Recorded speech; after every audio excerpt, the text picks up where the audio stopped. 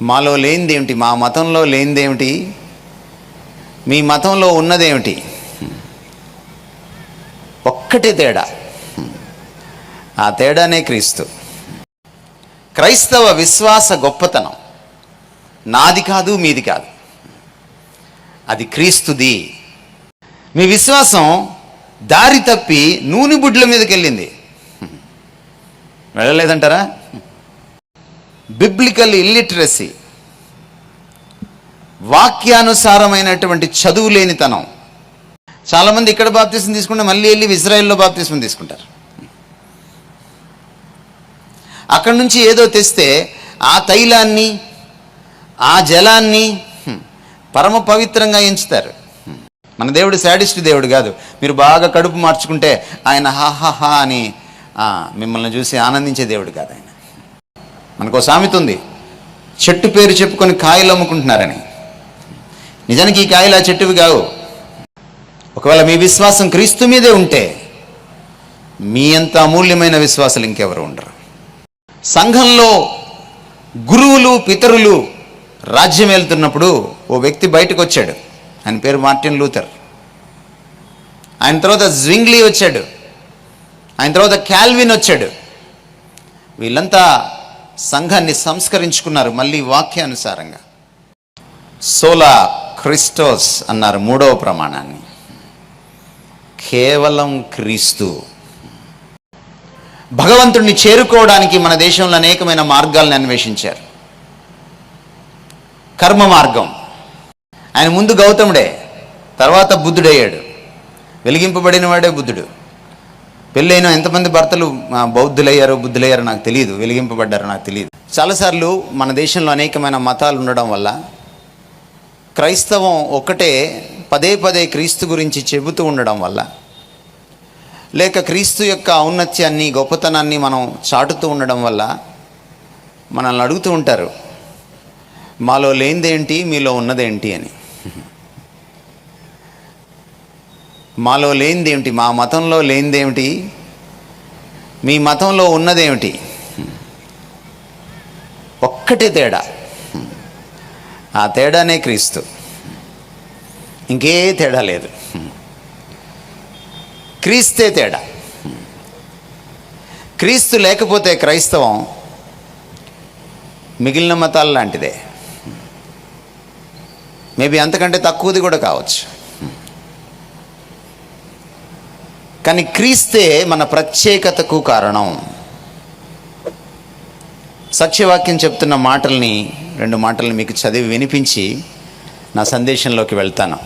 2 పేతురు పత్రిక 1వ అధ్యాయంలో కొన్ని వచనాలు చదువుతున్నాను. మళ్ళీ నిన్నట్లాగే వాడుక భాష నుంచి, ఎందుకంటే ఇతర విశ్వాసులు ఇక్కడ ఉన్నారు కనుక.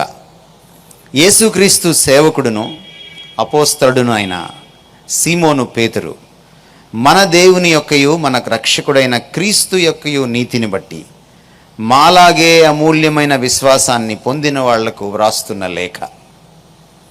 దేవుని గురించి, మన ప్రభు అయిన యేసుక్రీస్తుని గురించి మీరు అనుభవ జ్ఞానం సంపాదించాలి. ఆ జ్ఞానం ద్వారా మీకు అనుగ్రహం, శాంతి సమృద్ధిగా లభించాలని కోరుతున్నాను. 3 విషయాలని ఈరోజు మీ ముందు ఉంచాలనుకుంటున్నాను. క్రైస్తవ విశ్వాసం, దానికున్న అమూల్యత, క్రీస్తు, ఆ క్రీస్తు జ్ఞానంలోకి మనం ఎదగడం. మొదట క్రైస్తవ విశ్వాస విశిష్టతను, ఆ విశిష్టతకు కారణభూతుడైన క్రీస్తుని గురించి కాసేపు మాట్లాడుకుందాం. ఈయన అంటున్నాడు, ఇది అమూల్యమైన విశ్వాసం అంటున్నాడు. సాధారణంగా మనం కథలు, పురాణాలు చదివేటప్పుడు భక్తుణ్ణి హైలైట్ చేయడం మనం చూస్తాం.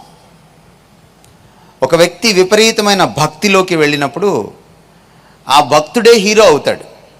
మీరు రామదాసు గురించి వినుంటారు, మీరు తులసీదాస్ గురించి వినుంటారు, మీరు కబీర్ దాస్ గురించి వినుంటారు, మీరు మీరాబాయి గురించి వినుంటారు. వాళ్ళే హీరోయిన్ అవుతారు. ఓ రోజున ఒక పురాణం కథ చెప్తూ ఉంటే ట్రైన్లో పెద్ద ఆయన కథంతా ముగించిన తర్వాత భగవంతుడి దగ్గర నుంచి భక్తుడు విపరీతంగా తపస్సు చేసి భగవంతుడిని బ్లాక్మెయిల్ చేసి చివరికి వరం పొంది ఆ వరాన్ని భగవంతుడి మీదే ప్రయోగించి టెస్ట్ చేయాలనుకున్నప్పుడు నేను ఆ పెద్ద ఆయన ఓ ప్రశ్న అడిగాను, అయ్యా భక్తుడు గొప్ప భగవంతుడు గొప్ప అని. ఆయన 2-3 క్షణాలు ఆలోచించి భక్తుడే గొప్ప అన్నాడు.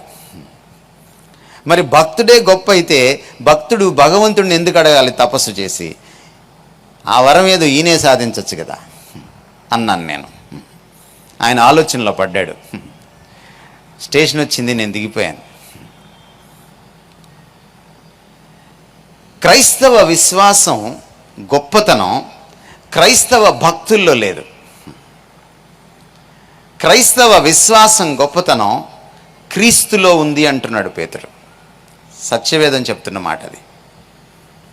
క్రైస్తవ విశ్వాస గొప్పతనం నాది కాదు, మీది కాదు, అది క్రీస్తుది.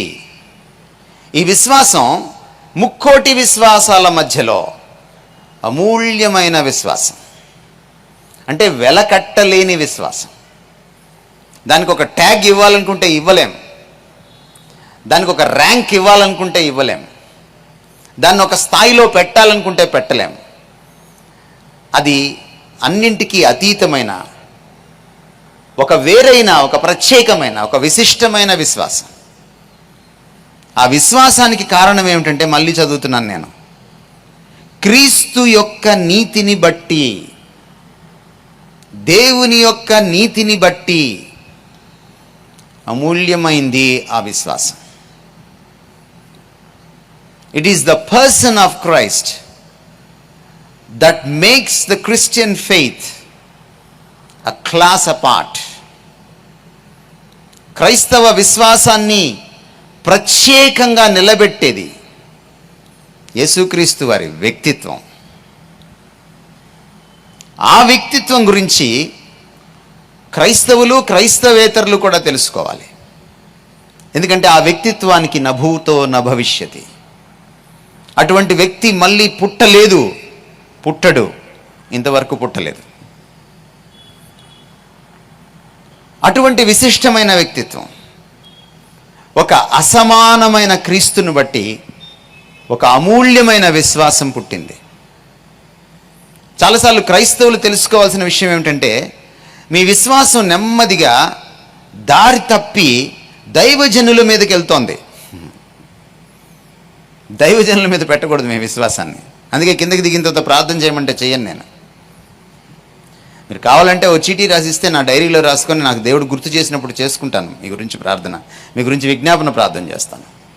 అంతే తప్ప నేను చెయ్యేసి ప్రార్థన చేయడం వల్ల నా చెయ్యేస్తే మీరు ఆరిపోతారేమో, కానీ ఆయన చెయ్యేస్తే మీకు ఆశీర్వాదం దొరుకుతుంది. మనుషుల్లో ఏముండదు.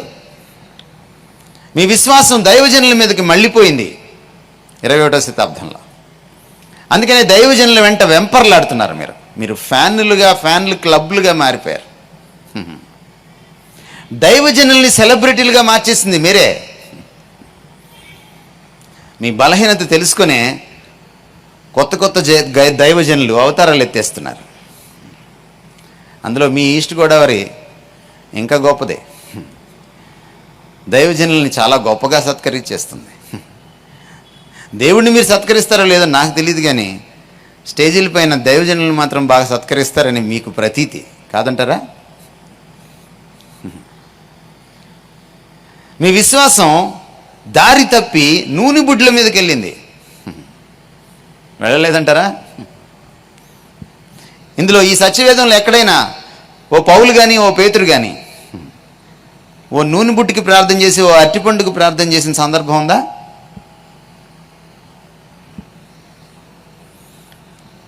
బిబ్లికల్ ఇల్లిటరసీ, వాక్యానుసారమైనటువంటి చదువు లేనితనం, మోటుతనం వల్ల ఇదంతా జరుగుతోంది.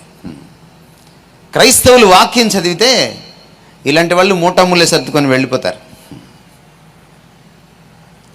మీ విశ్వాసం మనుషులపైన, వస్తువులపైన, పుణ్యక్షేత్రాలపైన. చాలామంది ఇక్కడ బాప్తిసం తీసుకుంటే మళ్ళీ వెళ్ళి ఇజ్రాయెల్లో బాప్తిసం తీసుకుంటారు. అక్కడి నుంచి ఏదో తెస్తే ఆ తైలాన్ని, ఆ జలాన్ని పరమ పవిత్రంగా ఎంచుతారు. గర్భిణీ స్త్రీలకు తాగిచ్చే వాళ్ళు ఉన్నారు, సమాధుల్లో పోసుకునే వాళ్ళు ఉన్నారు, అక్కడ కొనుక్కున్నటువంటి వస్తువులను ఇంట్లో భద్రంగా దాచుకునే వాళ్ళు ఉన్నారు. కానీ ఈయన అంటున్నాడు, ఆ విశ్వాసాల గురించి ఈయన మాట్లాడట్లా. ఆ నూనె బుడ్ల మీద విశ్వాసం, దైవజనుల మీద విశ్వాసం, ఇంకా దేని మీదో విశ్వాసం. కొంతమంది విశ్వాసం అమావాస్య ప్రార్థనల మీదకి వెళ్ళింది, కొంతమంది విశ్వాసం ఉపవాసం మీదకి వెళ్ళింది. ఉపవాసంలో మీరు విశ్వాసం పెడితే ఏం దొరకదు. మన దేవుడు శాడిస్ట్ దేవుడు కాదు. మీరు బాగా కడుపు మార్చుకుంటే ఆయన హాహాహా అని మిమ్మల్ని చూసి ఆనందించే దేవుడు కాదు ఆయన. అవి పనికి మాలిన విశ్వాసాలు. ఇదిగో ఇదొక్కటే అమూల్యమైన విశ్వాసం. ఇది క్రీస్తు కేంద్రితంగా ఉంటుంది. ఈ విశిష్టమైన క్రీస్తు వ్యక్తిత్వం పైన ఆనుకుని ఉంటుంది. ఈ క్రీస్తునే దృష్టిస్తుంది ఈ విశ్వాసం. ఈ క్రీస్తును అట్టి పెట్టుకొని ఉంటుంది. ఈ క్రీస్తు స్థానాన్ని మరెవరికి ఇవ్వదు ఈ విశ్వాసం. 600 106 తల క్రిందులైనా ఆ క్రీస్తుని విడిచిపెట్టదు ఈ విశ్వాసం. ఎందుకంటే ఈ క్రీస్తును రుచి చూస్తే, ఈ క్రీస్తు వ్యక్తిత్వాన్ని ఎరిగిన వాడికి, అటువంటి విశ్వాసికి ఇంకా అక్కడి నుంచి పక్కకు తొలగడు. ఆయన తెలియక ఆయన పేరు చెప్పుకొని బతుకుతున్న వాళ్ళు చాలామంది. మనకు సామెత ఉంది, చెట్టు పేరు చెప్పుకొని కాయలు అమ్ముకుంటున్నారని. నిజానికి ఈ కాయలు ఆ చెట్టువి కావు. చెట్టేమో అది పేరు, కాయలేమో దాని పేరు చెప్పి అమ్మేస్తారు. నిజానికి ఆ చెట్టు కాయలు కావు. అలాంటి క్రైస్తవులు చాలామంది ఉన్నారు మన మధ్య. తెలంగాణలో ఉన్నారు, ఆంధ్రాలో ఉన్నారు, తెలుగు రాష్ట్రాలు, భారతదేశం అంతా ఉన్నారు. మనం ఒకసారి ఆత్మవిమర్శ చేసుకోవాలి సాయంత్రం. మన దృష్టి, మన ఏకాగ్రత, మన పూర్తి విశ్వాసం ఎవరి మీద? ఆయన మీదేనా? ఒకవేళ ఆయన మీద లేకపోతే, అది డివైడ్ అయిపోతే, అది అవిభాజ్యంగా కాకుండా విభజించబడితే, 10 విషయాలపైన మీరు విశ్వాసం పెట్టుకుంటే, మనకంటే పనికిమాలిన విశ్వాసాలు ఇంకెవరు ఉండరు. ఒకవేళ మీ విశ్వాసం క్రీస్తు మీదే ఉంటే, మీ అంత అమూల్యమైన విశ్వాసాలు ఇంకెవరు ఉండరు. ఇది నా మొదటి హెచ్చరిక ఈ రోజున. మనం ఒక్కసారి మన విశ్వాసాన్ని పరీక్ష చేసుకోవాలి. మన విశ్వాసం కేవలం క్రీస్తు మీద. ఈ కేవలం చాలా ప్రాముఖ్యమైనది. సంఘం మధ్యలో వ్యక్తుల చేతుల్లోకి, గురువుల చేతుల్లోకి వెళ్ళిపోయి, వాక్యంలో లేని అనేకమైన పద్ధతులు సంఘంలోకి వచ్చినప్పుడు, సంఘంలో గురువులు పితరులు రాజ్యం వెళ్తున్నప్పుడు ఓ వ్యక్తి బయటకు వచ్చాడు. ఆయన పేరు మార్టిన్ లూథర్. ఆయన తర్వాత జ్వింగ్లీ వచ్చాడు. ఆయన తర్వాత క్యాల్విన్ వచ్చాడు. వీళ్ళంతా సంఘాన్ని సంస్కరించుకున్నారు మళ్ళీ వాక్యానుసారంగా. వాళ్ళు సంస్కరించుకున్నప్పుడు వాళ్ళు కొన్ని పునాదులు వేసుకున్నారు, కొన్ని ప్రమాణాలు పెట్టుకున్నారు. వాళ్ళు అన్నారు, సోలా ఫిడే. సోలా అంటే లాటిన్లో కేవలం అని, ఓన్లీ అని. ఫిడే అంటే ఫెయిత్ అని, విశ్వాసం అని. కేవలం విశ్వాసం. సోలా గ్రేషియా అన్నారు రెండో ప్రమాణాన్ని. కేవలం, కేవలం కృప. సోలా క్రిస్టోస్ అన్నారు మూడవ ప్రమాణాన్ని. కేవలం క్రీస్తు. సోలా స్క్రిప్టూరా అన్నారు నాలుగో ప్రమాణాన్ని. కేవలం వాక్యం, కేవలం లేఖనాలు. మనకి ఒకే ఒక్క వేదం, సత్యవేదం.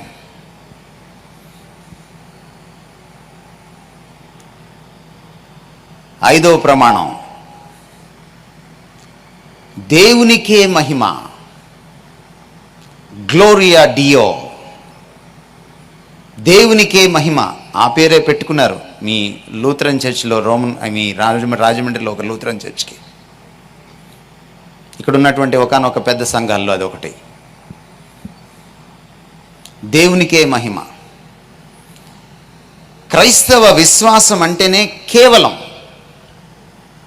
ఇది కేవల సత్యం. ఇది దేనితో కూడా సమ్మిళితం కానిది. ఇది అన్నింటినీ కలుపుకునేది కాదు. క్రీస్తు ఎక్కడ నిలబడతాడో అక్కడ అన్నింటినీ వేరు చేసేస్తాడు. క్రీస్తు ప్రత్యేకత అది. ఎందుకంటే ఆయనకి సాటి, ఆయనకి సమానులు, ఆయనకి మేటి అయిన వారు ఇంకెవరు కూడా లేరు. కాబట్టి ఆ క్రీస్తు సాటి తత్వాన్ని, మేటి తత్వాన్ని ఈరోజు కొద్ది నిమిషాలు మీకు నేను చెప్పాలనుకుంటున్నాను. మన దేశంలో మనం వినుంటాం, ఈ పాపం నుంచి బయటకు రావడానికి మన దేశంలో అనేకమైన మార్గాల్ని అన్వేషించారు. భగవంతుడిని చేరుకోవడానికి మన దేశంలో అనేకమైన మార్గాల్ని అన్వేషించారు. కర్మ మార్గం అంటే కర్మకాండల ద్వారా మనము మోక్షాన్ని సిద్ధింప చేసుకోవచ్చు, భగవంతుడిని చేరుకోవచ్చు, మనం చేసిన పాపాన్ని ప్రక్షాళనం చేసుకోవచ్చు అన్న నమ్మకం. నేను రాజమండ్రిలోకి వస్తూ ఉంటే ఒక చిన్న ఫ్లెక్సీ కనపడింది, పెద్ద కార్యం అని రాసి ఉంది.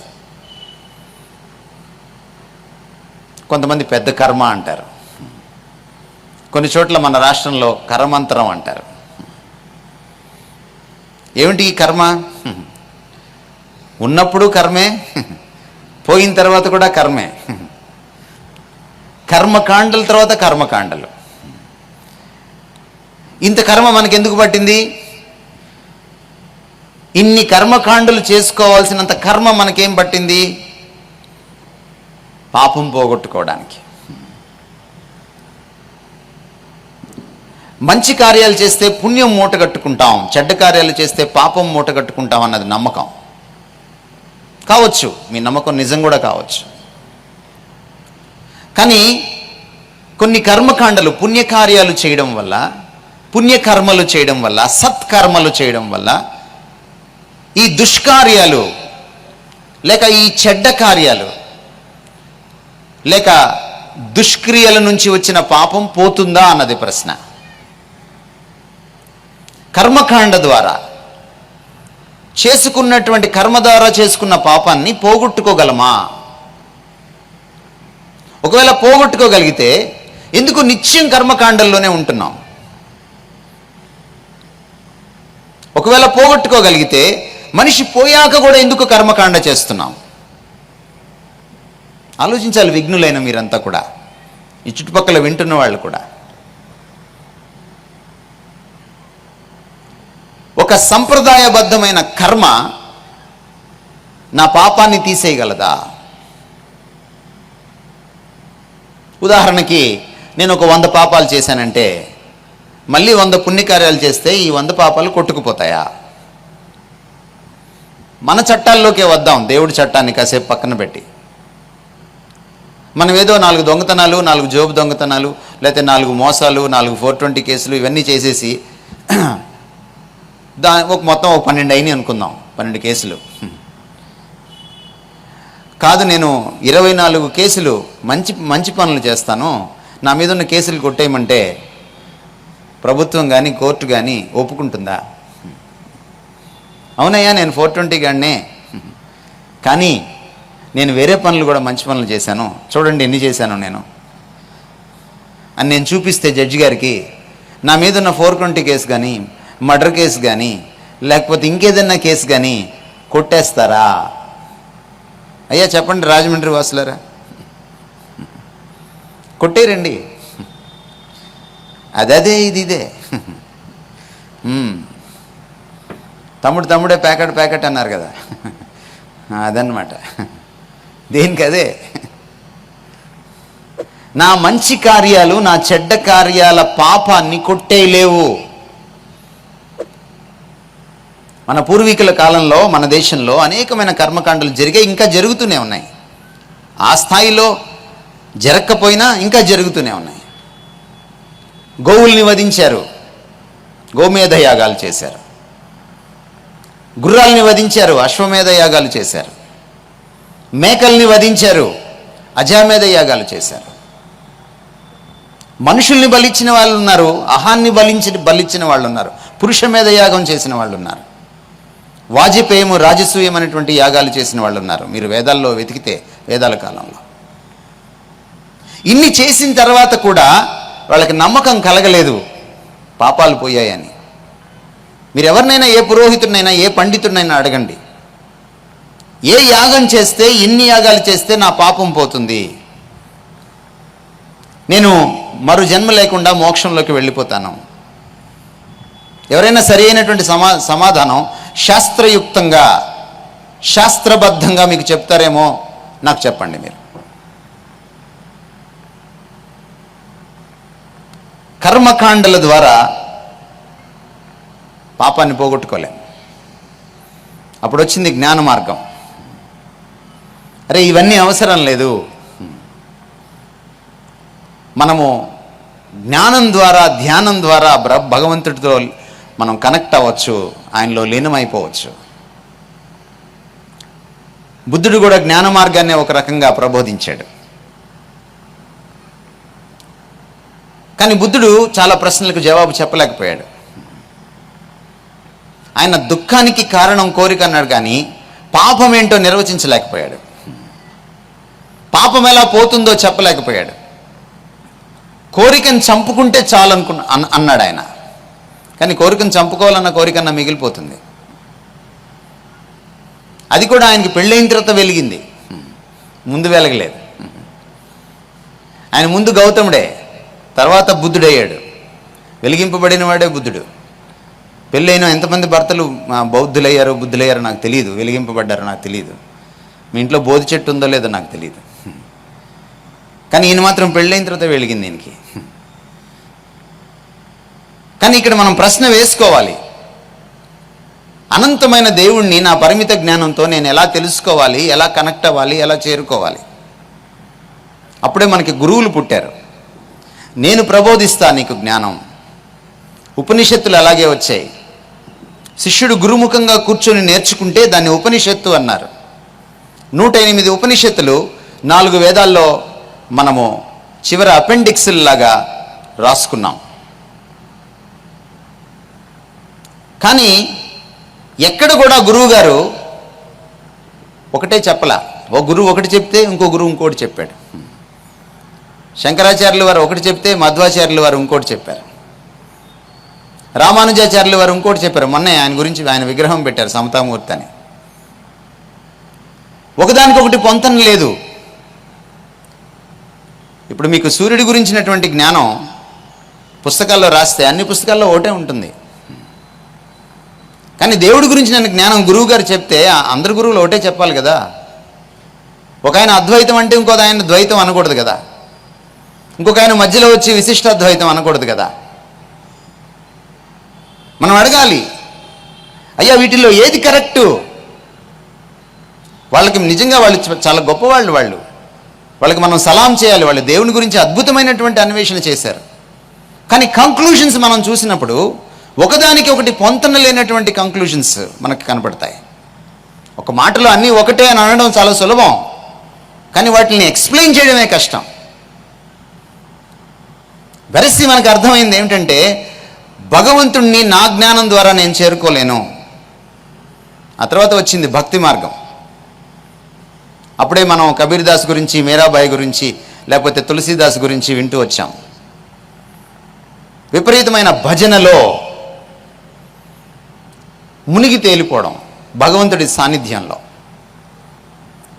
భగవంతుడి సాన్నిధ్యంలో భజనతో భగవంతుడితో నేను కనెక్ట్ అవ్వగలను.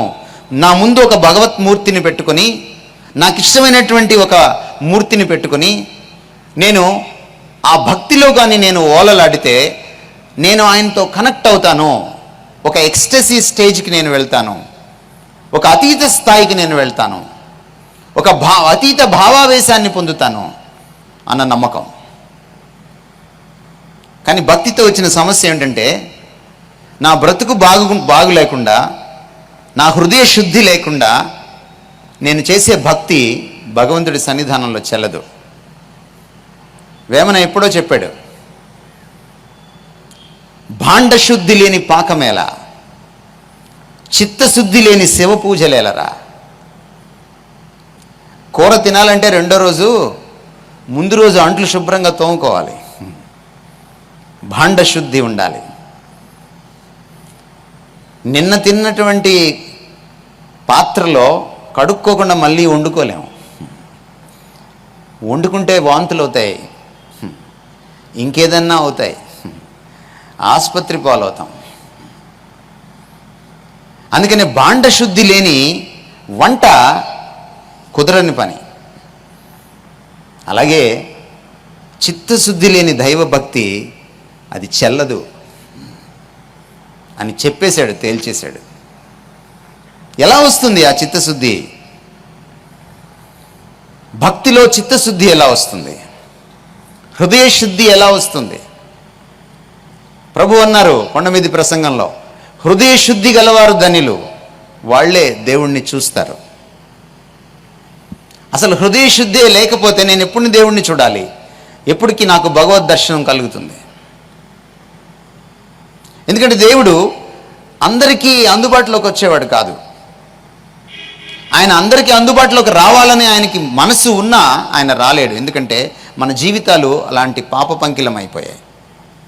పరమ పవిత్రుణ్ణి మనం చేరుకోలేని పరిస్థితి. అందుకని ఈనాటికి మనం గుడికి వెళ్తే మనం ఆ గర్భగుడి యువతలే ఆగిపోతాం. కొన్ని గుళ్ళకైతే అక్కడ ఒక స్టీల్ బ్యారికేడ్ కూడా ఉంటుంది. మీరు తీసుకెళ్తారు పాపం ఇక్కడ నుంచి కొబ్బరికాయ, కానీ మీరు కొట్టరు.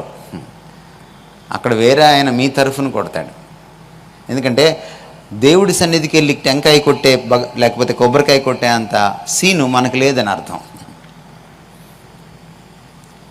మన మతమే చెప్తుంది మనం దేవుడి సన్నిధికి డైరెక్ట్గా వెళ్ళలేమని. మన పాప జీవితాలు మన భగవత్ సన్నిధికి వెళ్ళలేమని చెప్పేస్తున్నాయి, ఒప్పేసుకుంటున్నాయి మన మతాలు, మన ఆచారాలే. యేసుక్రీస్తు వారి విశిష్టత ఏమిటంటే ఆయన కర్మ మార్గాన్ని, జ్ఞాన మార్గాన్ని, భక్తి మార్గాన్ని కలబోసి తాను దేవునికి ఏకైక మార్గంగా నిలిచాడు. ఆయన అన్నాడు, నేనే సత్యం, నేనే జీవం, నేనే అసలు సిసలైన మార్గం. ఆయన నేను కూడా అనలేదు. నా ద్వారానే నీకు మోక్ష సిద్ధి లభిస్తుంది, భగవంతుడితో నువ్వు అనుసంధానం కాగలవు. ఎందుచేత? ఎందుకన్నారు ఆయన మాట? మన కర్మకాండలు ఫెయిల్ అయిపోతే ఆయన ఒకే ఒక కర్మయాగం సెలవు పైన చేశారు. ఎందుకు? మన కర్మ నా పాప కర్మను కొట్టేయలేకపోతుంది, నా పుణ్యకర్మ సత్కామ కర్మ అన్న కాన్సెప్ట్ మన సనాతన ధర్మంలో ఉంది. అంటే మనస్సులో కూడా శుద్ధి ఉంటేనే నువ్వు పుణ్యకారం చేస్తే అది చెల్లుతుంది. మనస్సులో శుద్ధి లేకుండా నువ్వు పుణ్యకారం చేయడానికి వీల్లేదు, చేసినా అది చెల్లదు. నిష్కామ కర్మ అంటే ఎటువంటి ఆశలు, ప్రతిఫలాన్ని ఆశించడం కూడా నీలో ఉండకూడదు. నువ్వు జీరో స్వార్థం నీలో ఉండాలి, నిస్వార్థంగా మారిపోవాలి 100%. సాధ్యమయ్యే పనేనా? మనం చాలాసార్లు దేవుడి హుండీలో డబ్బులు వేసేటప్పుడు కూడా ఏదో కోరుకుంటాం. ఎందుకు? మన దేవుడికి మనం ఆపద ముక్కులు వాడని ఎందుకు పెట్టుకున్నాం? ఎందుకంటే మనం ఆపద వస్తేనే ఆడ పోతాం. మన భక్తిలో స్వార్థం ఉందని మనం నిరూపించేశాం.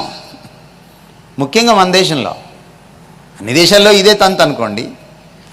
మన సంగతి మనకు తెలుసు కాబట్టి మనం మాట్లాడుకుంటున్నాం.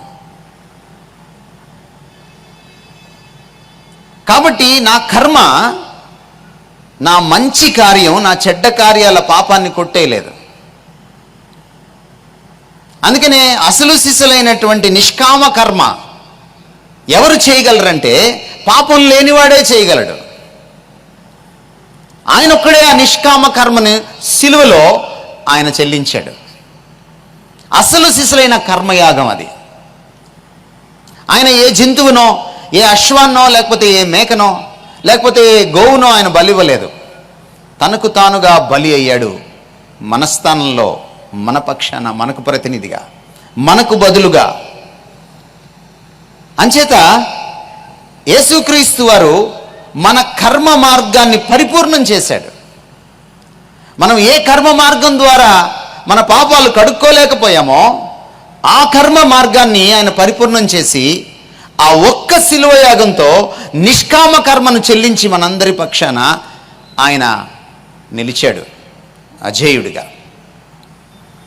ఈ మధ్య రాధా మనోహర్ దాస్ ఒక మాట అన్నారు, ఇస్కాన్ పూజారి గారు. తన మేకులు తాను పీక్కోలేకపోతున్నాడు, ఆయన నన్నెలా రక్షిస్తాడు అని. ఇప్పుడు అన్నమాట ఏం కాదు అది. ఆ రోజు యేసు ప్రభువుని సిలువ వేసినప్పుడు కూడా ఆ చుట్టుపక్కల వెళ్ళేవాళ్ళు, ఆ దారిని నడిచిపోయేవాళ్ళు ఇదే మాట అన్నారు. కానీ వాళ్ళకి మూడో రోజు అర్థమైంది, ఆయన మేకులు పీక్కుంటాడా, లేకపోతే ఆయన ఎవరు? ఆయన కేవలం సిలువ మీద మేకులు పీక్కుంటే ఆయన గొప్పవాడు కాదు. మరణించిన తర్వాత ఆ మరణపు మేకులు పీకుతాడే వాడు గొప్పవాడు. సిలువ మీద మేకులే ఉంది, నీ బాంబర్దిని పిలిచినా వచ్చి పీకుతాడు. మరణించిన తర్వాత ఆ మేకులు పీక్కోవడం కదా కష్టం. రాధా మనోహర్ దాస్ గారు, మీకు ఇది అర్థం కాలేదా? యేసుక్రీస్తు వారి గొప్పతనం అది. ఒక నిష్కామ కర్మను ఆయన సిలువలో మనందరి పక్షాన చెల్లించాడు. అందుకని ఆయన కర్మ యాగం వల్ల ఈ రోజున మనందరము దుష్కర్మ ద్వారా సంపాదించుకున్న పాపం అంతా ఒక్కసారి కొట్టివేయబడింది. ఇక మనం బ్రతికున్నప్పుడు కానీ, మనం పోయాక కానీ కర్మలు చేసుకోవాల్సిన పని లేదు. క్రైస్తవులారా వింటున్నారా? మీరు ఇంకో రకమైన లేబుల్ పెట్టి పెద్ద కర్మలు, చిన్న కర్మలు చేస్తున్నారు. సిగ్గుపడండి. యేసు చెల్లించేశాడు మనందరి పక్షాన. అతిపెద్ద కర్మ అది. అసలు సిసలైన కర్మకాండ, అసలు సిసలైన కర్మయాగం శిలువయాగం. జ్ఞానం మీకు నాకు దొరకనప్పుడు మధ్యలో గురువులు వచ్చారు, నేను ఇస్తాను ఈ జ్ఞానం అని. ఓ గురువు మాటకి ఇంకో గురువు మాటకి పొంతన లేదు. అలాంటి పరిస్థితుల్లో యేసుక్రీస్తు వారు వచ్చారు. సత్యవేదం చెప్తున్న మాట ఏమిటంటే, ఎవడు ఎప్పుడు దేవుని చూచి ఉండలేదు. అంటే దేవుడి గురించిన ప్రత్యక్ష జ్ఞానం ఎవ్వడికి భూమి పుట్టిన దగ్గర నుంచి లేదు. దేవుడి గురించినటువంటి ప్రత్యక్ష జ్ఞానం ఎవరిస్తారంటే ఈ క్రీస్తే ఇస్తాడు. ఈయన తప్ప మరి ఇంకెవరు ఇవ్వరు. బల్లగుద్ది చెప్తోంది సత్యవేదం యోహాను సువార్త 1:18. ఎందుకంటే మీరు ఇక్కడ గమనించాల్సిన విషయం ఏమిటంటే, దేవుణ్ణి గురించి పూర్తి ప్రత్యక్షత ఇవ్వగలిగిన వాడు దేవుడే, ఇంకెవరు ఇవ్వలేరు. మీరు ఇక్కడ నించొని నరేంద్ర మోడీ గారి గురించో, బిల్ గేట్స్ గురించో, లేకపోతే సచిన్ టెండూల్కర్ గురించో మీరు అద్భుతమైన విషయాలు చెప్పచ్చు. కానీ వాళ్ళు ఇక్కడికి వచ్చినప్పుడు ఆ ప్రత్యక్షత వేరు. వాళ్ళని తెలుసుకోవడం వేరు, వాళ్ళ గురించి తెలుసుకోవడం వేరు. మిగిలిన గురువులంతా, పుస్తకాలంతా, మత గ్రంథాలంతా దేవుడి గురించి చెప్పాయి. కానీ క్రీస్తు సాక్షాత్తు దేవుడై ఉండి తను పరిచయం చేసుకున్నాడు. క్రీస్తుని తెలుసుకుంటే సాక్షాత్తు దేవుణ్ణి తెలుసుకున్నట్టు, దేవుడి గురించి తెలుసుకున్నట్టు కాదు. మీరు పెళ్ళిళ్ళప్పుడు పెళ్లి చూపులు పెట్టుకుంటారు, అమ్మాయి గురించి తెలుసుకుంటారు మీరు పెళ్లి చూపుల్లో. అమ్మాయి వాళ్ళ కుటుంబం గురించి తెలుసుకుంటారు మీరు పెళ్లి చూపుల్లో. చాలే ఇంకా అనుకుంటే అది పెళ్ళి అవ్వదు. మీరు పెళ్ళయ్యాక అమ్మాయినే తెలుసుకుంటారు, అబ్బాయినే తెలుసుకుంటారు. చాలా తేడా ఉంటుంది. యేసుక్రీస్తు ద్వారా మాత్రమే భగవంతుని గురించిన ఆ ప్రత్యక్ష జ్ఞానం మనకి లభిస్తుంది. ఎందుకంటే దేవుడి కంటే తక్కువైన వాడు దేవుణ్ణి ప్రత్యక్షంగా మనకు పరిచయం చేయలేడు. యేసుక్రీస్తు మరణం గెలవడం వల్ల ఆయన దేవుడిని నిరూపించుకున్నాడు. ఆయన దేవుడి కంటే తక్కువవాడు కాడు. ఆయన సాక్షాత్తు దేవుడు కనుక ఆయనే దైవ జ్ఞానాన్ని ప్రసాదించగలడు. అందుకనే ఆయన నిజమైన గురుదేవుడు, దేవగురువు. అందరినీ గురుదేవో భవ అనలేము, కానీ యేసుక్రీస్తుని నువ్వు గురుదేవో భవ అనొచ్చు. క్రీస్తేవ గురుదేవో భవ. క్రీస్తు మాత్రమే గురువు, దేవుడు, పరిపూర్ణ గురువు, పరిపూర్ణ దేవుడు. గురువు అంటే చీకటిని చంపేవాడు, అజ్ఞానాన్ని పారద్రోలేవాడు, విజ్ఞాన వెలుగులు విరజిమ్మేవాడు, దైవ జ్ఞానాన్ని ప్రసాదించేవాడు ఆయన మాత్రమే, మరి ఇంకెవరూ లేరు. అందుకనే మన జ్ఞాన మార్గాన్ని కూడా ఆయన పరిపూర్ణం చేశాడు. అందుకనే భారతీయులు ఆయన దగ్గరికి రావాలి. ఇది పరమతం కాదు, విదేశీ మతం కాదు. ఇది సాక్షాత్తు దేవుడే తను పరిచయం చేసుకున్న పరిస్థితి. చెప్పుకోవచ్చు చాలామంది మేము దేవుళ్ళమని, కానీ నిరూపించుకోవడమే కష్టం. ఈయన నిరూపించుకున్నాడు కనుక ఈయనే అసలైన గురుదేవుడు, దేవగురువు.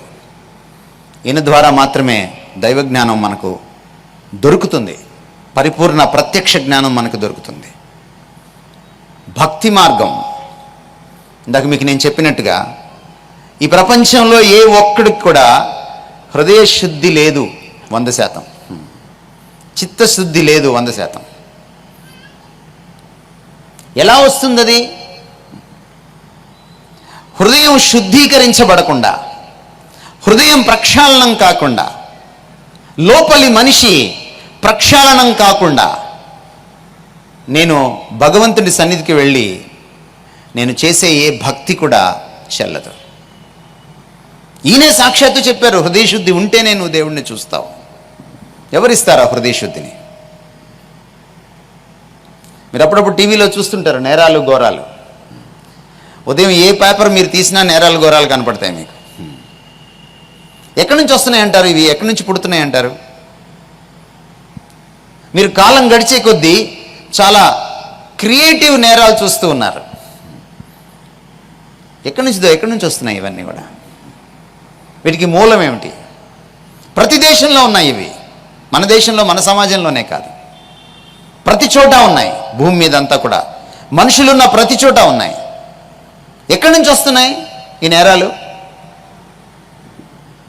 యేసుక్రీస్తు వారు అన్నారు, ఇవి హృదయంలోంచి వస్తాయి అన్నాడు. ప్రతి నేరం, ప్రతి ఘోరం, ప్రతి పాపం, దానికి మూలస్థానం హృదయమే. మూలస్థానం అంటే ఇక్కడ ఉన్నటువంటి ఊరు కాదు, హృదయం.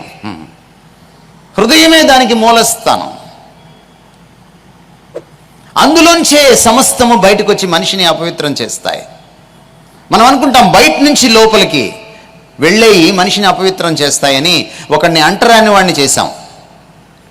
కొన్ని తక్కువ పనుల్ని కొంతమందికి అప్పగించి ఇది కేవలం వాళ్లే చేయాలి అనుకున్నాం మనం. ఒకప్పుడు శవాన్ని మోసేవాళ్ళు వేరే వాళ్ళు మన దేశంలో. వాళ్ళ కులం వేరు, వాళ్ళ వర్గం వేరు. వాళ్ళు మైలపడినా పర్వాలేదు, మనం ముట్టకూడదు, మైలపడిపోతాం శవాన్ని ముడితే. కానీ ఈ రోజున ఒక ఫోరెన్సిక్ డాక్టరు, ఆయన బ్రాహ్మడైనా సరే శవంతోటే పాపం సర్జరీ చేస్తాడు. మరి మైలు పడిపోతాడా? అబ్బే, అలా పడ్డు. ఎందుకంటే ఆయన వర్గం వేరు కదా. బయట ఉన్న విషయాలను బట్టి మైలపడం మనం. అసలు మైలంతా ఎక్కడుందంటే మన మైలు బట్టలు పెట్టి హృదయంలోనే ఉంది. అది సమస్య. దాన్ని ఉతికే నాదుడు ఎవరు? మీరు XXX సోపు వాడినా ఆ మైల పోదు, మనకు సంస్కారం రాదు. మైల లేనివాడు మలినం లేనివాడు మన హృదయంలోకి ప్రవేశిస్తేనే ఆ మైలను శుభ్రం చేయగలడు. ఒక గుడ్డివాడు ఇంకో గుడ్డివాడికి ఎలాగ దారి చూపించలేడో, ఓ ఈత రానివాడు ఇంకొక ఈత రానివాడిని ఎలా రక్షించలేడో, నీటిలో మునిగిపోతున్నవాడిని, మైలపడ్డవాడు ఇంకొక మైలపడ్డవాడిని పవిత్రం చేయలేడు. అందరం మైలపడ్డవాళ్ళమే, అందరం మైలైలే మైలమ్మలే. ఈ ప్రపంచం అంతా మైలైలు మైలమ్మలే. యేసు హృదయంలోకి రావాలి, అప్పుడు హృదయ శుద్ధి కలుగుతుంది. ఎప్పుడైతే హృదయ శుద్ధి కలుగుతుందో మన భక్తి మారుతుంది. అప్పుడు మన భక్తి మార్గం పరిపూర్ణం అవుతుంది. అలాంటి మన హృదయాల్ని కడగడం కోసమే ఆయన సిలువలో రక్తాన్ని చిందించాడు.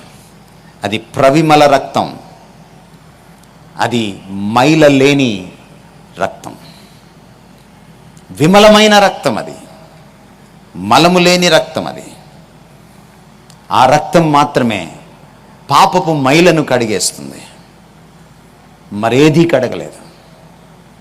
ఇటువంటి నాథుడు మరొకడు కనపడ్డు మన పుస్తకాల్లో, మన మతాల్లో, మన చరిత్రలో, మన గురువులు చెప్పిన కథల్లో,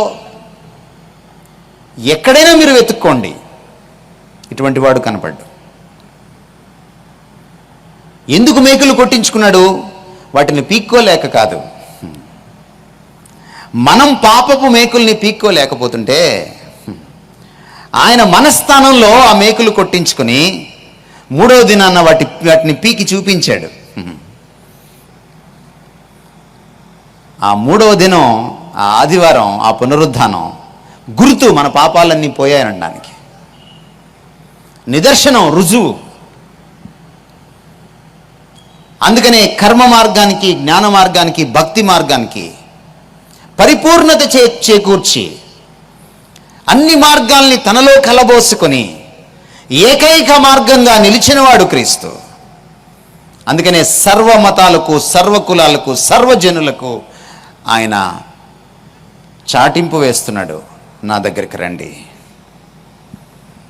మీ పాప భారాన్ని తొలగిస్తాను, మిమ్మల్ని స్వేచ్ఛాపరులుగా చేస్తాను, పాప విముక్తులుగా చేస్తాను. నేను విడిపించానంటే అది నిజమైన విడుదల, నేను స్వేచ్ఛనిచ్చానంటే అది నిజమైన స్వేచ్ఛ. అయితే మీరు నా మాట అంగీకరించాలి.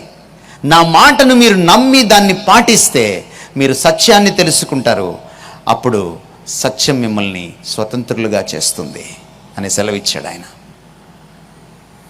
యేసుక్రీస్తు వారి వైశిష్ట్యం, అందరూ దుష్ట శిక్షణకు వస్తే ఆయన దుష్టత్వ శిక్షణకు వచ్చాడు.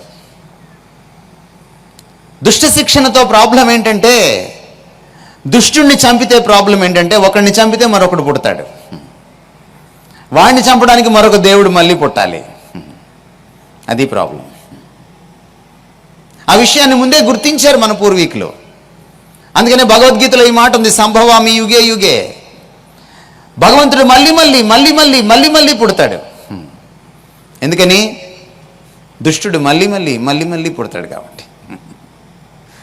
ప్రాబ్లం సాల్వ్ కాదు. దుష్టత్వాన్ని పెకలించాలి. కరోనా వైరస్ మనకు ఒక అద్భుతమైన ఉదాహరణనిస్తోంది, పాఠాన్ని నేర్పిస్తోంది. మన సమాజంలోంచి కరోనా వైరస్ని ఎలా తీసేస్తారు? వైరస్ వచ్చిన ప్రతి ఒక్కరిని చంపేశారనుకోండి, మీరు ఒప్పుకుంటారా? ప్రభుత్వం అలాంటి పథకం పెట్టిందనుకోండి, కరోనా వచ్చిందా కథం అని ఒక పథకం పెట్టిందనుకోండి, కరోనా కథం పథకం, ఏమండి ఒప్పుకుంటారండి మీరు? రాజమండ్రి వాసులు, మీరే మతస్థులైనా సరే, మనిషిని రక్షించి, వాడి ప్రాణాన్ని రక్షించి, వాడి ఆరోగ్యాన్ని రక్షించి, వైరస్ని మాత్రమే తొలగించాలి. అంతేనా ట్రీట్మెంటు? అదేనా ట్రీట్మెంటు? మరి పాపిని రక్షించి, పాపి పాడవకుండా, వాడు నరకంలో పడిపోకుండా పాపిని మాత్రమే బ్రతికించి వాడిలో ఉన్న పాపాన్ని తీసివేయాలంటే ఏం చెయ్యాలి? ఎవడు చేశాడు? కరుణ కూడా మనతో మాట్లాడుతోంది క్రీస్తు శిలువ గురించి. క్రీస్తు శిలువలో ఆయన చేసిన పని ఏమిటంటే, అందుకని ఆయన దుష్టుల్ని చంపడానికి రాకుండా దుష్టుల పక్షాన చావడానికి వచ్చాడు. ఆయన శిలువలో చనిపోవడం వల్ల పాపానికి శిక్ష చెల్లించబడింది, పాపం బలం త్రుంచబడింది. నిన్న మీకు చాలాసేపు ఎక్స్ప్లెయిన్ చేశాను నేను. పాపాన్ని ఓడించాడు, పాపం యొక్క జీతం మరణాన్ని ఓడించాడు. ఈ రెండిటిని ఆస్కారం చేసుకుని మనల్ని భయంకరమైనటువంటి పాపకోపంలోకి నెట్టేస్తున్న అపవాదిని ఓడించాడు. అందుకే మనల్ని విడిపించాడు. ఆయన గెలుపు మన గెలుపు. ఆయన ఓడిస్తే పాపాన్ని మనం ఓడించినట్టయింది. ఎందుకంటే మన పక్షాన, మన స్థానంలో ఆయన చనిపోయాడు. 11 మంది క్రికెట్ ఆడితే వాళ్ళు గెలిస్తే మనం గెలిచినట్టు, వాళ్ళు ఓడితే మనం ఓడినట్టు. 11 మంది ఓడితే పేపర్లో రాస్తాడు భారత్ చిత్తు చిత్తు. 11 మంది గెలిస్తే, వాళ్ళకి కప్పు వస్తే పేపర్లో మళ్ళీ రాస్తాడు భారత్కు కప్పు కైవసం. ఆడింది 11 మందే. యేసుప్రభు శిలువలో చచ్చిపోతే నీ పక్షాన నా పక్షాన చనిపోయాడు. పాపానికి పుణ్యానికి మధ్య యుద్ధం జరిగింది శిలువలో. మానవాళి పాపమంతా ఒక్కసారి శిలువ మీద పడింది, దాడి చేసింది. ఒక మహాపుణ్యాత్ముడు మహాపాపాన్ని ఎదుర్కొన్నాడు. ఆ మహాపుణ్యాత్ముడు ఆ మహాపాపాన్ని శిలువపైనే ఓడించాడు. అందుకని ఈ రోజున పాపిని రక్షించగలిగాడు, పాపాన్ని దునుమాడగలిగాడు. ఆయన అసలు శిశులు వైద్యుడు, పాప రోగాన్ని కుదిర్చినవాడు. అందుకనే క్రీస్తు విశిష్టుడు. వశిష్ఠుడు కాదు, విశిష్టుడు. ఆయన మించినవాడు లేడు. యేసుక్రీస్తు వారు పాపానికి ఒక పర్మనెంట్ సొల్యూషన్ తీసుకొచ్చారు. అందుకనే మైలయ్యలందరూ, మైలమ్ములందరూ ఆయన దగ్గరికి రావాలి. వాళ్ళు ముత్యంలాగా మారిపోతారు, ముత్యమ్మ ముత్తయ్యలాగా అయిపోతారు. ఒక స్వాతి ముత్యం ఎంత స్వచ్ఛంగా ఉంటుందో, ఒక మైలయ్యని మైలమ్మని ఒక స్వాతి ముత్యంలాగా మార్చేస్తాడు.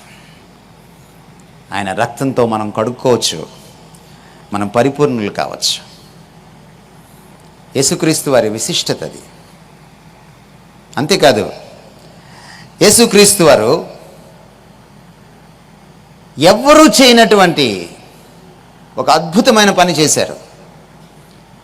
మనం చాలా మతాల్లో వింటుంటాం, దాదాపు ఒకే రకం మాటలు వింటుంటాం.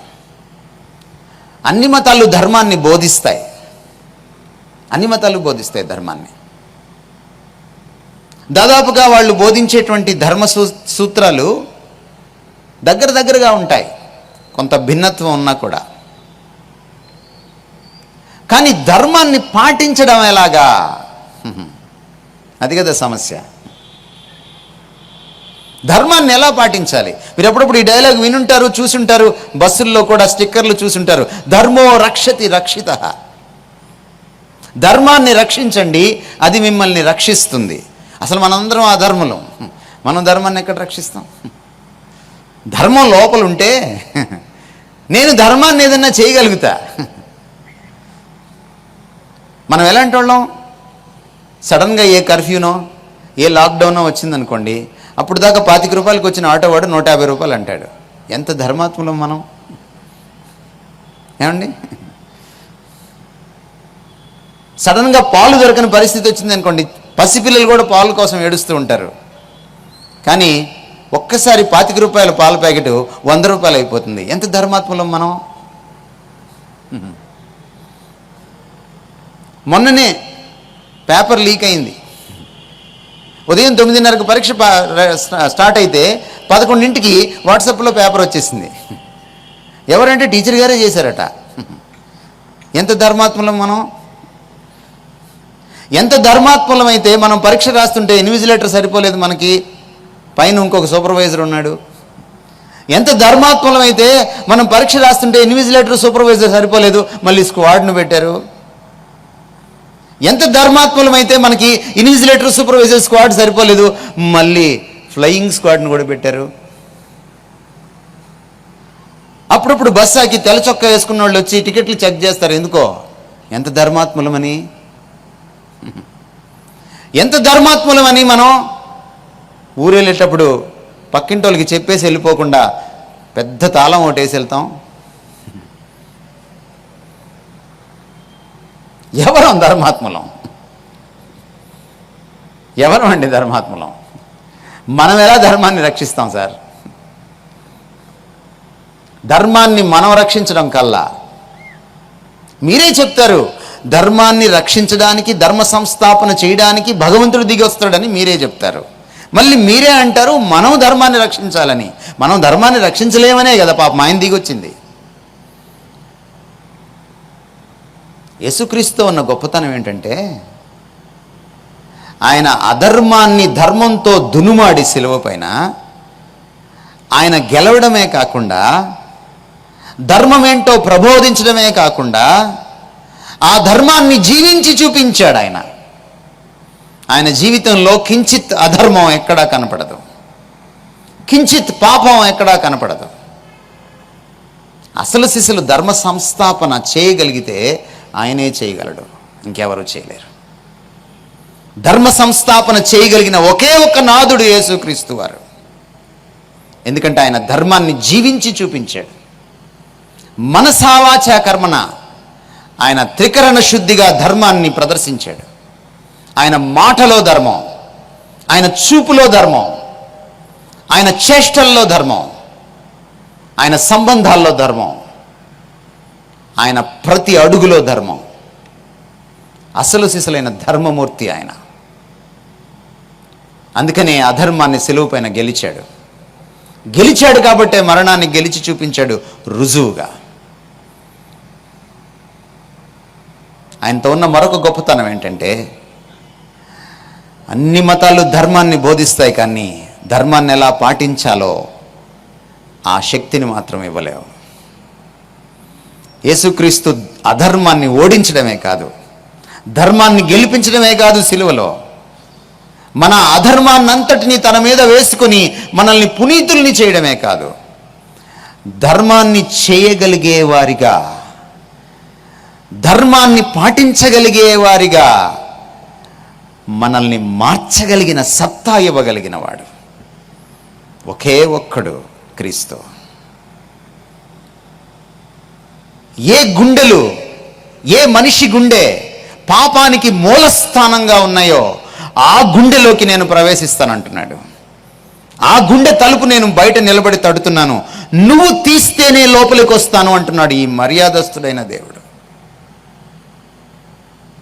ఆయన నీ హృదయంలోకి పిలిస్తే, ఏ హృదయము పాపానికి మూలస్థానమో ఆ హృదయం ధర్మానికి మూలస్థానంగా, నువ్వు సమాజంలో ఒకానొక మూలస్తంభంగా ధర్మానికి నిలబడతావు. అప్పుడు నువ్వు ధర్మాన్ని పాటించగలుగుతావు, 10 మందిని ధర్మం వైపు నడిపించగలుగుతావు. ఇది క్రీస్తుతోనే సాధ్యం, మరో విధంగా సాధ్యం కాదు. ఎలా ఇస్తాడు దీన్ని క్రీస్తు? ఆయన అన్నాడు, మీకు పునర్జన్మను ప్రసాదిస్తాను అన్నాడు. మన వాళ్ళు కూడా ఎంతో కాలంగా చెప్పుకుంటూ వచ్చారు మనకి పునర్జన్మ గురించి.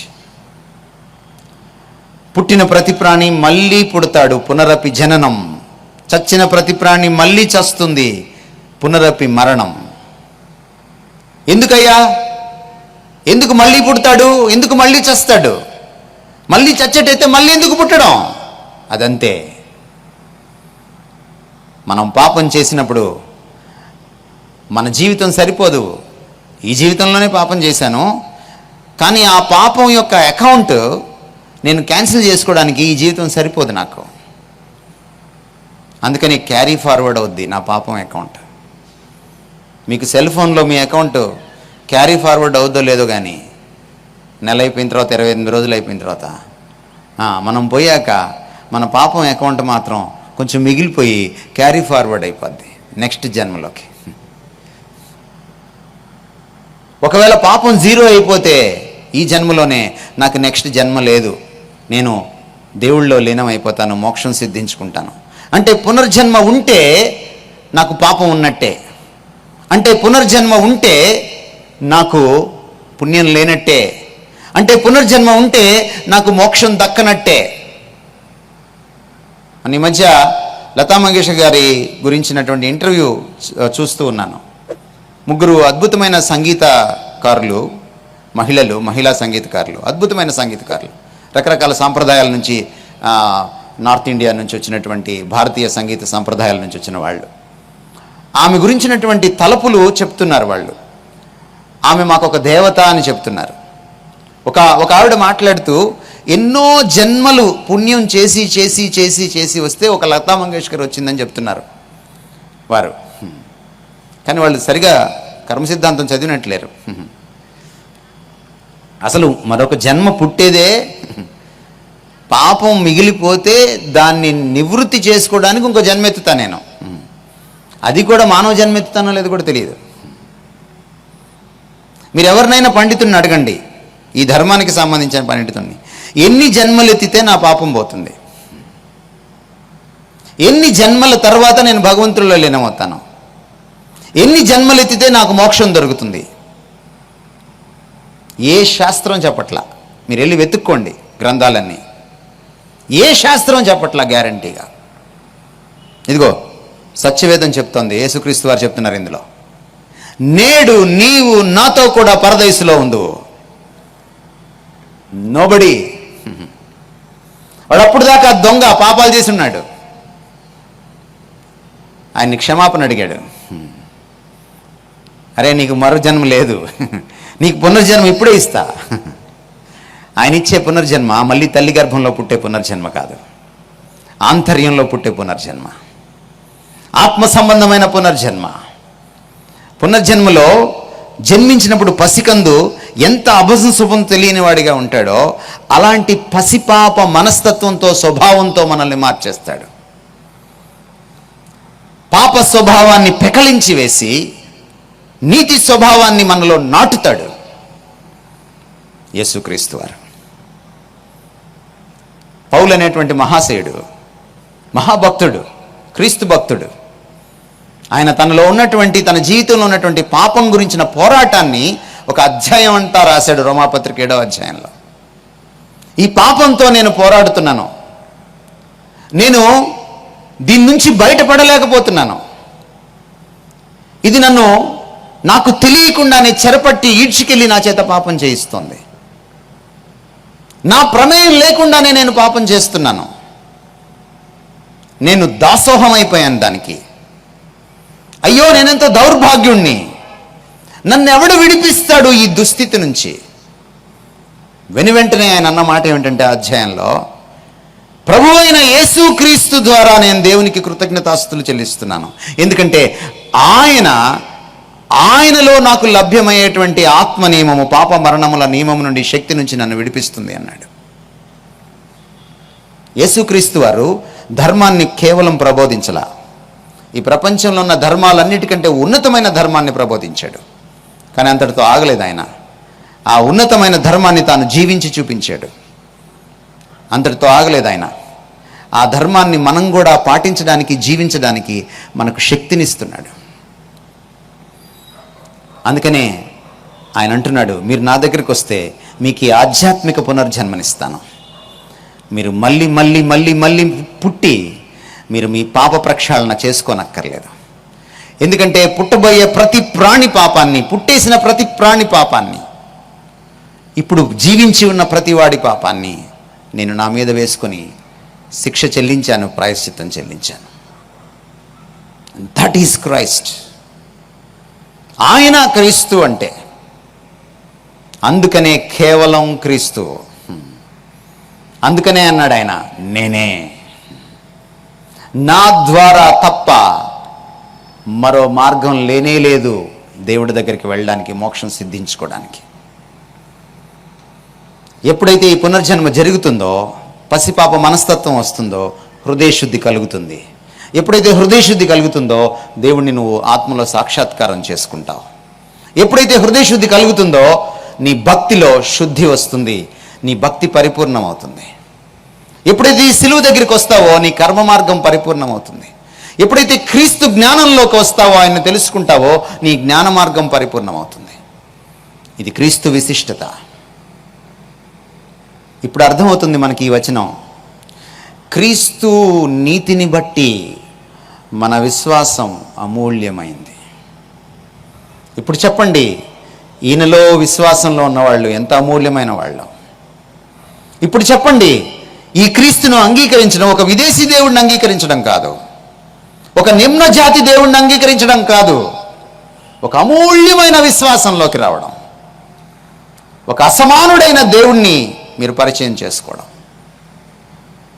ఇక్కడ అంటున్నాడు పేతురు భక్తుడు సత్యవేదంలో, ఈయన అనుభవ జ్ఞానంలోకి మీరు రావాలి, ఈయన అనుభవ జ్ఞానాన్ని మీరు సంపాదించాలి. గ్రీక్లో ఎపిగ్నాసిస్ అంటే ఈయన్ని ప్రతిదినం అనుభవించాలి. పునర్జన్మతో ఆరంభమైన అనుభవం కొనసాగాలి. ఒక తల్లికి బిడ్డ పుడితే ఆ బిడ్డకి మాట రాదు, ఆ బిడ్డకి అర్థం కావు చాలా విషయాలు. కానీ తల్లి స్పర్శ కాసేపు దూరం అయితే వాడు బేరం అంటాడు, వాడు ఏడుస్తాడు. ఇది కూడా అలాంటి బంధమే. క్రీస్తులో ఒక పసికందులాగా నువ్వు పునర్జన్మ ఎత్తితే ఆ క్రీస్తు స్పర్శ నుంచి నువ్వు దూరం కావడానికి ఇష్టపడవు. ఇప్పటిదాకా లోక స్పర్శలో బ్రతికావు, ఇప్పటిదాకా పాప స్పృహలో పాప స్పర్శలో మునిగి తేలేవు. ఇప్పుడు క్రీస్తు స్పర్శ కాసేపు దూరం అయితే కూడా తట్టుకోలేనటువంటి పరిస్థితి. ఒక అనుబంధం. అమ్మకి భాష వచ్చు, కానీ ఒడిలో పసిపాపకి భాష రాదు. కానీ అమ్మ పసిపాపతో కమ్యూనికేట్ చేస్తుంది, పసిపాప అమ్మతో కమ్యూనికేట్ చేస్తుంది. వాడికి ఎప్పుడెప్పుడు ఏం కావాలో అమ్మ చూస్తుంది, వాడికి ఏం కావాలో అమ్మని తనదైన శైలిలో అడుగుతాడు వాడు. అది అమ్మకే అర్థమవుతుంది. నీకు క్రీస్తుకు కూడా అటువంటి బంధం ఏర్పడుతుంది. అది అనుభవ జ్ఞానం, అంత లోతైన జ్ఞానం, అంత సాన్నిహిత్యంతో కూడిన అనుభవ జ్ఞానం. ఏమిటట దీనివల్ల లాభం? ఇప్పటిదాకా పాపాత్మలుగా బతికిన మనకి ఒక అద్భుతమైన లాభాన్ని ఇస్తున్నాడు. ఆయన అంటున్నాడు ఇదే అధ్యాయంలో, ఇంకొంచెం 2 వచనాలు మనం చదివితే సత్యవేదంలో ఉన్న మాట ఏమిటంటే, 2 విషయాలు జరుగుతాయి క్రీస్తు అనుభవ జ్ఞానంలోకి మనం వచ్చినప్పుడు. ఒకటి, ఈ లోక మాలిన్యాన్ని మనం విదిలించుకుంటూ వెళ్తాం, తప్పించుకుంటాం. క్రైస్తవులు పాపం చేయకుండా ఎలా బ్రతుకుతారు? క్రైస్తవులు ధర్మాన్ని ఎలా పాటించి చూపిస్తారు సమాజంలో? క్రైస్తవులు ఇతరుల మధ్య ధర్మాత్ములుగా ఎలా జీవిస్తారు? ఆయన అనుభవ జ్ఞానంలోకి రావాలి. ఇది చర్చిలో కూర్చొని భజన చేస్తే రాదు. ఇది మీరు ఊగి ఊగి ఆరాధన చేస్తే రాదు. ఇది 100 సార్లు హల్లెలూయా అంటే రాదు. ఇది మీరు రోజుకి 5 అధ్యాయాలు చదివి పుణ్యం వచ్చిందని బైబిల్ మూసేసి కాసేపు ధ్యానిస్తే రాదు. ఇది మీ తలగడి కింద బైబిల్ పెట్టుకుంటే రాదు. ఇది మీరు ఒక దైవజనుడు మంత్రించి ఇచ్చినటువంటి ప్రార్థించి ఇచ్చిన కర్చీఫ్ని గుండెల మీద వేసుకుంటే రాదు. ఇది ఆయనతో మీరు వ్యక్తిగతంగా గడపాలి. మీ ఆత్మలో ఆయన ఆత్మ సాన్నిహిత్యం, స్నేహం చేయాలి. ఇది జరిగిన నాడు మీరు ప్రతిదినం ఆయనతో సంభాషించినప్పుడు, ఇదిగో ఇందులో ఆయన ప్రత్యక్షితం చేసుకున్నాడు. ఆయన అన్నాడు, లేఖనాల్లో జీవం ఉంది, ఆ జీవం నేనే. లేఖనాలు నా గురించి సాక్ష్యం ఇస్తున్నాయి, మీరు నన్ను వెతకాలంటే లేఖనాలని వెతకండి అన్నాడు. ఈ లేఖనాల్లో ఆయన ముఖ చిత్రం కనపడుతుంది, ఆయన ముఖారవిందాన్ని మీరు తిలకిస్తారు. ఈయన లేఖనాల్లో ఆయన వ్యక్తిత్వం మీ ముందు ఆవిష్కరించబడుతుంది. ఈయన లేఖనాల్లో ఆయన యొక్క పరిశుద్ధత, ప్రేమ, ఆయన గుణాతిశయాలు మీ కన్నుల ముందు ప్రస్ఫుటమవుతాయి. ఇది ఎందుకు చదువుతామంటే దీంతో అవతల వాళ్ళని కొట్టడానికి కాదు. చాలామంది వాక్యంతో కొడుతుంటారు దైవజనులు, మనల్ని కొట్టుకోవడానికి, మనం బాగుపడడానికి, మనకు ఆయన పరిచయం అవడానికి.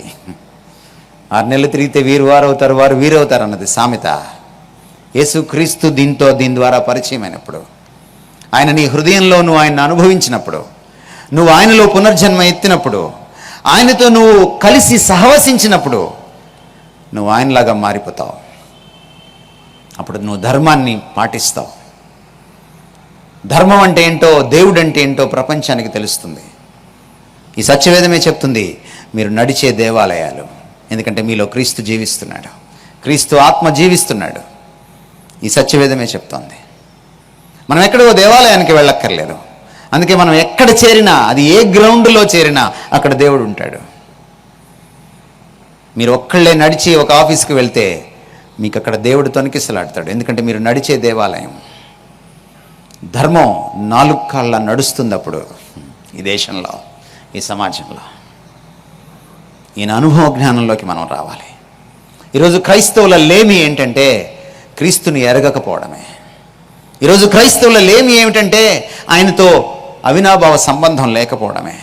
ఈరోజు క్రైస్తవుల లేమి ఏమిటంటే వాక్యాన్ని సరిగా ఆయన కోసం, ఆయన్ని చూడడం కోసం తపనతో, తృష్ణతో చదవకపోవడం. ఈరోజు క్రైస్తవుల లేమి అది. మీ ఇంట్లో బైబిల్స్ ఉంటే సరిపోదు. గుర్తుపెట్టుకోండి, మీ ఇంట్లో ఉన్న ప్రతి బైబిల్కి మీరు లెక్క చెప్పాలి. ప్రభా నువ్వెవరో నాకు తెలియదని రేపొద్దున అనడానికి వీల్లేదు క్రైస్తవులు. ఇది ఉంది కదా, అయ్యా నేను చదువుకోలేదు. ఈరోజు వినపడే వాక్యం కూడా ఉంది. చదువుకోని వాడికి కూడా అర్థమయ్యే వాక్యం ఉంది. ఈ రోజున ట్రాన్స్‌వరల్డ్ రేడియో వాళ్ళు, TWR వాళ్ళు ఈరోజు బైబిల్ మొత్తాన్ని తెలుగులో ఆడియో బైబిల్గా తీసుకువచ్చారు. మీకు తెలిసిన చదువుకోని వాళ్ళకు కూడా మీరు ఇవ్వచ్చు. కొన్నిసార్లు మన వాళ్ళు చదువుకున్న వాళ్ళకి కూడా ఒక వయసుకు వచ్చేటప్పటికి కళ్ళు పోతాయి, వాళ్ళకి ఇవ్వచ్చు.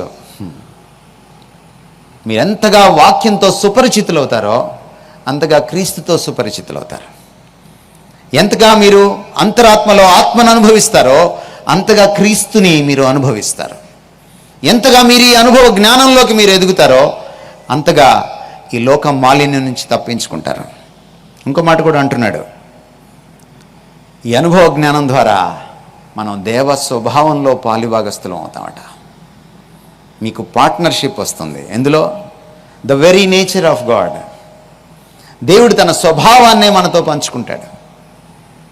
ఒకప్పుడు పాపులం, ఒకప్పుడు పాపాత్ములం, పాపం తప్ప మనకేం తెలియదు. కానీ ఈ రోజున దేవ స్వభావాన్ని పునికి పుచ్చుకునేటువంటి భాగ్యం మనందరికీ దొరుకుతుంది. మీరు హిందూ అయినా, ముస్లిం అయినా, మీరు అంబేద్కరిస్టులైనా, మీరు కమ్యూనిస్టులైనా, మీరు నాస్తికులైనా, మీరు సిక్కు మతస్థులైనా, మీరు నామకార్థ క్రైస్తవులైనా, మీరు ఈ క్రీస్తులో ఈ పునర్జన్మను కానీ మీరు అనుభవిస్తే, ఈ క్రీస్తు దగ్గరికి మీరు పరిగెట్టుకుంటూ వచ్చి మీ పాపాన్ని ఒప్పుకొని ఆయన్ను మీ దేవుడిగా మీరు అంగీకరించగలిగితే, మీకు ఆయన ఈ పునర్జన్మను ప్రసాదిస్తే, ఆయన మీ గుండెల్లో నివసిస్తాడు, మీ దేహాల్ని ఆలయంగా చేసుకొని నివసిస్తాడు. క్రమేపీ మీరు ఈ లోక మాలిన్యాన్ని నుంచి తప్పించుకోవడమే కాదు, మీరు దేవ స్వభావాన్ని మీరు పుణికిపుచ్చుకుంటారు. ధర్మ సంస్థాపన అలా జరుగుతుంది. ధర్మ సంస్థాపన ఒకరిని చంపడం వల్ల రాదు. ధర్మ సంస్థాపన గుండెల్లో ఉన్న పాపాన్ని చంపడం వల్ల వస్తుంది. ధర్మ సంస్థాపన మన గుండెల్లో మళ్ళీ పాపం గూడు కట్టుకున్నటువంటి గుండెల్లో మళ్ళీ నీతిని స్థాపించడం వల్ల వస్తుంది. ధర్మ సంస్థాపన గుండెల్లో జరగాలి. అప్పుడు సమాజంలో జరుగుతుంది, కుటుంబాల్లో జరుగుతుంది, దేశంలో జరుగుతుంది. ధర్మ సంస్థాపన ఒక వర్గాన్ని చంపితే రాదు. ధర్మ సంస్థాపన ఒక దుర్మార్గుణ్ణి చంపితే రాదు. ధర్మ సంస్థాపన మన గుండెల్లో ఉన్నటువంటి పాపాన్ని చంపాలి, దునుమాడాలి. అది క్రీస్తు మాత్రమే చేయగలడు. ఈ రాత్రి మీ గుండెల్ని తెరిస్తే ఆయన మీలోకి వచ్చి మొదట మీ జీవితాల్లో, ఆ తర్వాత మీ కుటుంబాల్లో, ఆ తర్వాత సమాజంలో, ఆ తర్వాత మన దేశంలో ధర్మ సంస్థాపన చేయగలుగుతాడు. క్రీస్తు ఈ దేశానికి మేలు చేసేవాడే తప్ప కీడు చేసేవాడు కాదు. ఎందుకంటే ఆయన పతితల్ని పవిత్రులుగా మారుస్తాడు. ఎందుకంటే ఆయన దొంగల్ని దొరలుగా మారుస్తాడు. ఎందుకంటే ఆయన హంతకుల్ని ఆయన దయార్ద్ర హృదయులుగా మారుస్తాడు. ఎస్, క్రీస్తు మన దేశానికి, మన సమాజానికి, మన కుటుంబాలకు, మనకు మేలు చేసేవాడు. మీరు మీ హృదయ కవాటాలు ఆయన కోసం తెరిస్తే మీ అంత ధన్యులు లేరు. ఈ దేశం ధన్యం అవుతుంది, మీరు మొదట ధన్యులు అవుతారు. ఎందుకంటే దేశం అంటే మట్టి కాదు, మనుషులే. మనుషులు మారితే దేశం మారుతుంది. మనుషులు పునీతులైతే దేశం పునీతం అవుతుంది. మనుషుల్లో ధర్మ సంస్థాపన జరిగితే దేశంలో ధర్మ సంస్థాపన జరుగుతుంది.